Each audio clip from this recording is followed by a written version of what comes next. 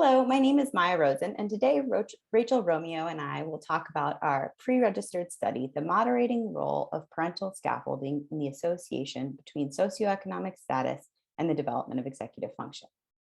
Executive functions are a set of cognitive skills important for goal-directed behavior, including working memory, which is the ability to hold in mind and manipulate information, inhibitory control, which is the ability to inhibit oneself from performing a natural, habitual, or dominant behavior, and cognitive flexibility, which is the ability to update behavior based on changing rule states.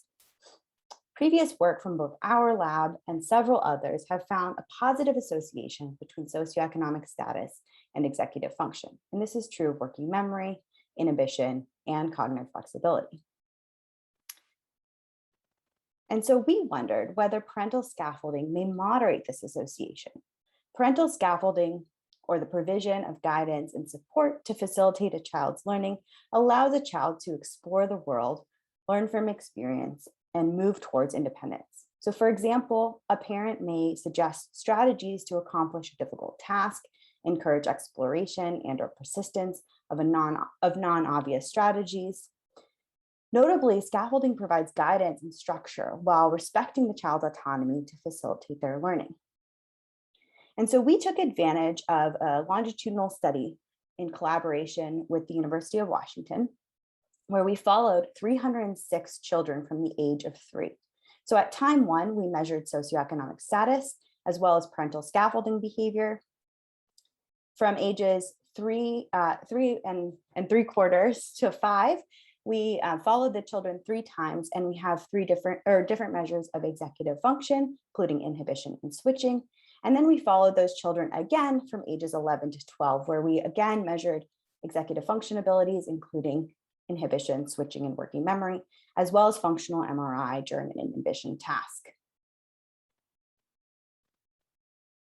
So at time 1, when the children were 3, we measured socioeconomic status using the income to needs ratio, as well as parental scaffolding behavior. Children were instructed to do a difficult Lego task, and we coded these videos for things like respect for autonomy, which was allowing the child to explore a range of independent behaviors, guidance and structuring, which was guidance, outlining expectation and explanation given to the child during the task in order to facilitate and enhance the child's behavior, and negative control, which was the degree to which the parent exerted inappropriate control over the child, and that was reverse scored. When the children were a little bit older in early life, we had measures of executive function, including inhibition, which we use the day-night task, and cognitive flexibility, where we use the dimensional change card sort.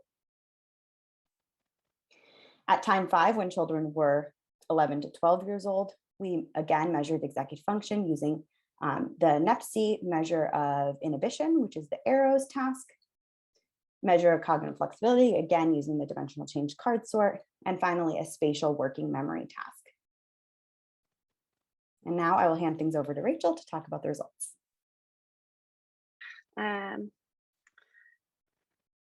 Thanks, Maya.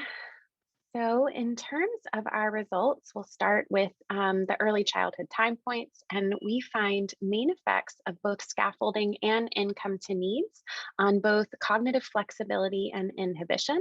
So you can see that in these scatter plots here. We find really strong effects of both scaffolding and income to needs on flexibility, and still significant but less strong effects on inhibition.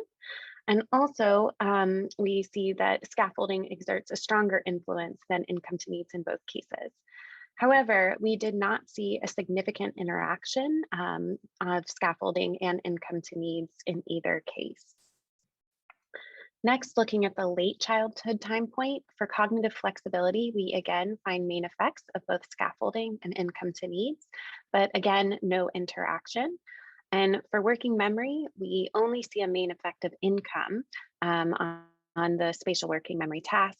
And finally, for inhibition, we did not see any main effects of either scaffolding or income to needs, though one caveat we think is important is that this was our only latency measure, while all our others were accuracy measures. So we may not have captured a dimension of inhibition that was sensitive to early environmental effects. So to conclude, we did not find evidence that parental scaffolding moderates the effect of SES on executive functioning um, uh, in either early or later childhood. However, we did find that scaffolding exerts a significant main effect on executive functioning development over and above family income. Specifically, the effect of scaffolding is particularly strong on cognitive flexibility in early childhood, and we see that these effects are still visible in late childhood. We also see early effects of, sorry, we also see early effects of scaffolding on inhibition, but this doesn't seem to persist, at least not in the measure we used. And while we don't see long range effects of scaffolding on working memory in late childhood, we're unable to comment on the short term effects because we did not have a working memory measure at the early time point. So our next steps are to investigate how parental scaffolding relates to executive functioning related brain function at the later childhood time points. And even though our long-term behavioral effects are limited, it is still plausible that we could see environmental differences in the brain function that is supporting EF. And ultimately, we aim for this study to have implications for understanding the relationships between SES and academic achievement. So with that, we would like to thank all of our co-authors and collaborators and everyone within the Stress and Development Lab, as well as our funders. Our contact info is there if you'd like to reach out. Thanks so much. Thanks, everyone.